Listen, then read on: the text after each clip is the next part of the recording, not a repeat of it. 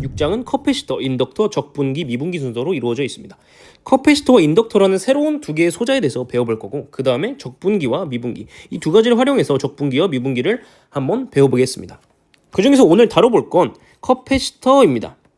자, 커패시터에 대해서 배울 건데, 오늘 배울 거는 사실 이해만 하면 외울 공식 자체는 한 개밖에 없어요. 커패시터는 저희가 지금까지 배워왔던 소자랑 반대입니다. 저희가 지금까지 배웠던 소자 중에 가장 대표적인 게 뭐가 있죠? 네, 바로 저항소자인데요. 저항소자는 뭐냐면 에너지를 소비하는 소자였죠. 전류가 이 저항소자를 지나고 나면 전기 에너지가 열 에너지 형태로 변환되면서 방출이 되면서 에너지를 소비하는 형태였습니다. 근데 저희가 지금부터 배울 커패시터와 인덕터는 말이죠, 저장 소자입니다. 이름에서 알 수 있듯이 얘네들은 에너지를 저장해요. 회로로부터 어떤 전하를 공급받고 그거를 저장하고 그 다음 회로에 다시 공급해주는 식입니다. 중요한 건 에너지를 저장한다는 거예요. 자, 그래서 어떻게 생겼는지를 좀 보자면 회로에서는 이런 식으로 표현을 합니다. 이게 바로 커패시터의 생김새예요. 회로에서 전화번이 있고요. 이 전화번에서 양의 단자에서 양의 전하를 커패시터에 공급을 해줍니다. 음의 단자에서는 마이너스 전하를 공급해주고요. 커패시터에서는 공급받은 전하를 저장합니다. 실제로 어떻게 생겼냐면 커패시터는 이런 두 개의 금속판을 마주보게 하고 사이에 유전체를 집어넣습니다. 유전체를 집어넣어요. 그래서 생긴 걸 보면은 이런 식으로 생겼습니다. 우린 이걸 회로에서 이렇게 간단하게 표현할 거예요. 아시겠죠? 자, 그렇게 해서 표현된 게 바로 이겁니다. 그러면 이제 저희가 외워야 될 공식은 딱 두 개인데요. 아까 한 개라고 말씀드린 이유는 하나는 그냥 이해하면 저절로 외워지는 공식이기 때문에 그렇습니다. 자, 대표적인 공식으로 Q는 CV인데요. Q는 CV. 자, Q는 전하량을 말하고 V는 전압을 말합니다. 일단 C는 내비둘게요. 전압이 강해질수록, 강한 전압을 줄수록 커패시터에 저장되는 전하량이 많아진다는 거예요. 다시 아까 보여드렸던 회로를 보자면 여기서 이 전화번에 전압이 강해지면 더 공급되는 전하가 많겠죠. 그렇기 때문에 커패시터에 저장되는 전하도 당연히 많을 겁니다. 따라서 어떤 관계를 취하죠? 전하량과 전압은 비례관계에 있습니다. 이걸 수학자나 과학자들은 공식으로 어떻게 표현하는지 아실 거예요. Q는 어떤 비례상수 곱하기 V, 이런 식으로 비례관계를 공식으로 표현한단 말이에요. 근데 비례상수로 뭘 쓸까에 대해서 이제 논의를 해보니 커패시터니까 C라고 쓰는 게 어떨까? 그래서 우리는 C라고 쓰고 이름은 뭘로 할까? 커패시턴스라고 하자. 나중에 인덕터도 이런 비례상수가 있거든요. 인덕터의 이름은 인덕턴스입니다. 그런 식으로 약간 맛있게 지었어요. 자, 커패시턴스라는 비례상수가 들어간 공식 따라서 최종으로는 Q는 CV라고 표현하게 됩니다. 아시겠죠? 커패시터에 저장되는 전하는 뭐에 비례한다? 전압에 비례한다. 전압이 높아질수록 저장되는 전하가 많아진다. 아시겠죠? 이거는 되게 직관적이라서 바로 암기가 되실 겁니다. 자, 그 다음 공식을 먼저 볼게요. 이 공식으로 유도되는 공식이 하나 있는데 그 전에 이걸 먼저 확인하고 가겠습니다. 그 다음 커패시터에 저장된 진짜 에너지는 어떻게 구할 것이냐? 단위는 줄이고요. 에너지 단위는 줄이죠. 어떻게 구할 것이냐 봤더니 2분의 1 CV제곱이래요. 되게 많이 들어봤죠? 2분의 1 MV제곱 많이 들어보셨을 거예요. 이거랑 똑같은 느낌으로 2분의 1 CV제곱이라고 그냥 입에 몇 번만 붙이시면 되게 기억하기가 쉽습니다. 자, 따라해 보실까요? W는 2분의 1 CV제곱, W는 2분의 1 CV제곱.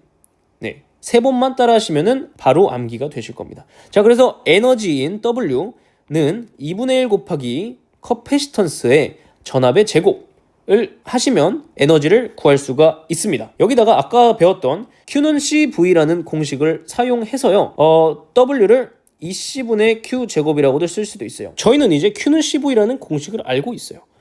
커패시터에 저장되는 전하는 뭐에 비례한다? 공급되는 전압에 비례한다. 그리고 비례상수로서 C를 쓴다. 이거를 양변을 T에 대해서 미분해 볼게요. 그러면 DT분의 DQ는 C 곱하기 DT분의 DV가 됩니다. 근데 DT분의 DQ가 뭔지 봤더니 미분의 정의에 의해서 이런 식으로 말할 수 있죠. 시간의 변화량에 따라 전하량이 얼마나 변하는지, 전하량이 얼마나 흐르는지, 이거는 뭐의 정의냐면요, 전류 I의 정의입니다. 그래서 dt분의 dq를 저희는 I라고 다시 쓸 수 있고, I는 C 곱하기 dt분의 dv라는 가장 중요한 공식이 나옵니다. 이거를 꼭 알고 계셨으면 좋겠어요. 여기서 하나의 공식을 더 유도해 나갈 수도 있습니다. 근데 그렇게 중요한 공식이 아니라서 그냥 한번 눈으로 보시고 넘어가셔도 될 것 같아요. 그냥 C를 넘기고 다시 T에 대해서 적분한 다음에 VT에 대해서 정리한 식이에요. 한 번만 멈추고 보시면 될 것 같습니다. 커패시터의 중요한 특징 3가지 한번 알아보겠습니다. 네, Q는 CV라는 공식을 배워서 저희는 T에 대해서 미분을 해서 어떤 식으로 얻었죠? I는 C 곱하기 dt분의 dv라는 식을 얻었습니다. 이 dt분의 dv라는 게 들어가 있는 식을 보면 저희가 만약에 문제에서 직류 전압이라고 줬다고 칩시다. 직류 전압이라는 건 방향이 변하지 않는 전압을 말해요. 이런 식으로 방향이 변하면 얘는 교류 전압이고 이런 식으로 방향이 변하지 않는 일정한 전압을 가졌으면 직류 전압이라고 부릅니다. 근데 직류 전압이면 어떤 특징을 가졌냐면요, dt분의 dv가 0이에요. 시간이 지남에 따라 전압이 변하지 않습니다. 그렇기 때문에 dt분의 dv가 0인데 그러면 i는 몇이 될까요? i는 자연스럽게 0이 되겠죠. 이거를 조금 더 쉽게 한번 얘기하면 커패시터는 직류 전압일 때 전류가 흐르지 않습니다. 아시겠죠? 두 번째 특징은 이상적인 커패시터는 에너지를 소모하지 않습니다. 공급받는 어떤 에너지 그대로 그 다음 회로에 공급해 주는 거예요. 이 그림을 한번 보시면 공급받는 어떤 에너지를 그 다음 회로에 저장했다가 그대로 공급해 줍니다. 따라서 어떠한 에너지도 소모하지 않아요.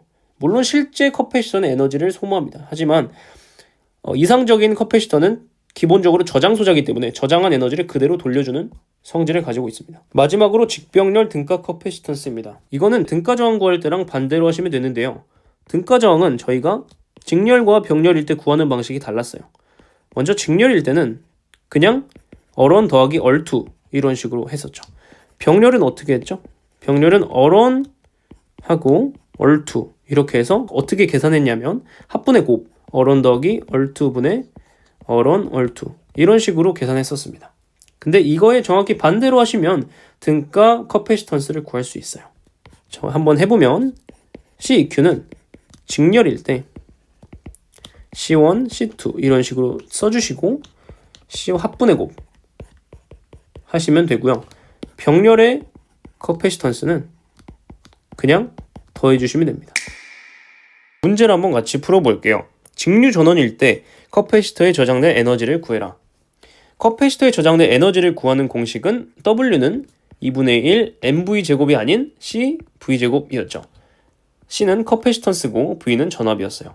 자, 커패시턴스를 바로 알 수 있나 봤더니 네, 회로에서 주어졌네요. 2라고. 커패시턴스 2입니다.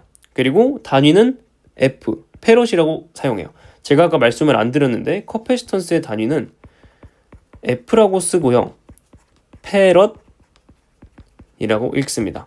그리고 저희가 구해야 되는 건 전압이 몇이냐죠. 커패시턴스에 걸리는 전압이 몇이냐. 자, 그리고 제가 커패시터의 가장 중요한 공식으로 I는 C 곱하기 dt분의 dv를 말씀드렸었죠. Q는 CV를 T에 대해서 미분해서 얻은 공식이었습니다. 근데 여기서 직류 전원이라고 했기 때문에 dt분의 dv가 몇이죠? 0입니다. 여기서 조금 짚고 넘어가야 될 부분이 있습니다. 자, 직류 전원이라는 게 뭘까요?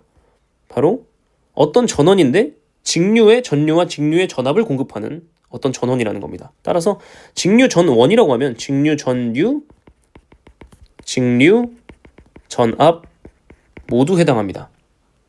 어쨌든 다시 돌아와서 dt분의 dv가 0이죠. 그러면은 I가 0이 된다고 말씀을 드렸습니다. 커패시터에 전류가 흐르지 않는다는 얘기죠. 커패시터에 전류가 흐르지 않는다는 건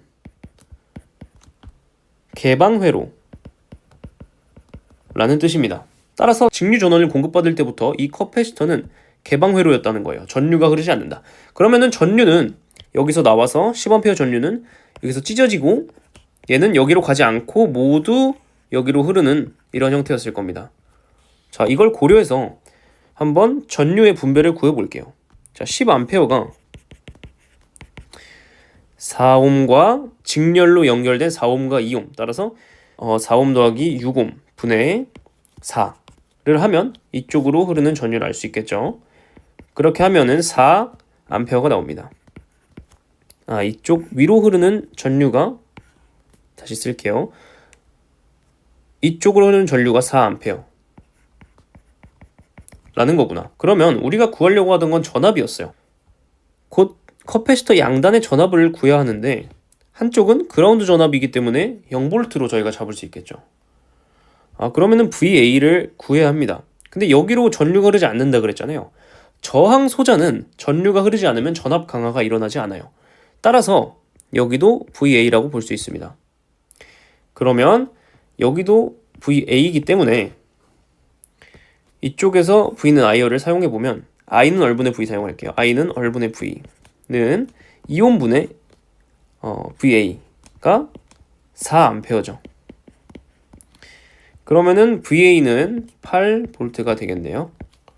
네, 그럼 V까지 구했으니 공식에 다시 대입해서 2분의 1 곱하기 커패시턴스 2에 곱하기 8의 제곱 64는 64 단위는 줄이 정답입니다. 두 번째 문제도 바로 한번 풀어볼게요. 아래 회로에서 등가 커패시턴스를 구해라. CEQ를 구해라 라는 거죠. 자, 이거 구하는 방법 아까 뭐라 그랬죠? EQ를 구하는 방법과 반대다. 그래서 CEQ를 구할 때는 커패시턴스, 등가 커패시턴스를 구할 때는 직렬일 때는 병렬처럼 더해주고 병렬일 때는 등가 저항 구할 때와 반대로 더해준다 라고 했습니다. 자, 이걸 생각하면서 풀어볼게요. 먼저 이 두 가지 커패시터를 확인해 볼게요. 각각 2페럿과 4페럿을 가지고 있습니다. 그러면 이 두 회로는 병렬로 연결되어 있기 때문에 마치 직렬처럼 더해주면 돼요. 따라서 2페럿 더하기 4페럿은 총 6페럿이 나옵니다. 그 다음은 이 두 가지를 먼저 계산해 줄게요. 자, 3페럿과 6페럿은 지금 직렬로 연결되어 있기 때문에 어떻게 해야 된다 했죠? 병렬처럼 마치 계산해 주면 됩니다. 합분에 곱하면 3 더하기 6분의 3 곱하기 6 해서 9분의 18 2페럿이 나옵니다. 이 초록색 회로에서는 2페럿, 이 노란색 회로에서는 6페럿, 그리고 둘은 직렬로 연결되어 있기 때문에 2와 6이 직렬로 연결됐으니 마치 병렬인 것처럼 계산해주면 합분의 곱 8분의 12 따라서 2분의 3이기 때문에 1.5 페럿이 됩니다. 1.5 페럿과 이 3페럿은 병렬로 연결되어 있죠. 그러면 그냥 단순하게 1.5 페럿과 3페럿을 더해주면 4.5 페럿이 등가 커패시턴스가 됩니다.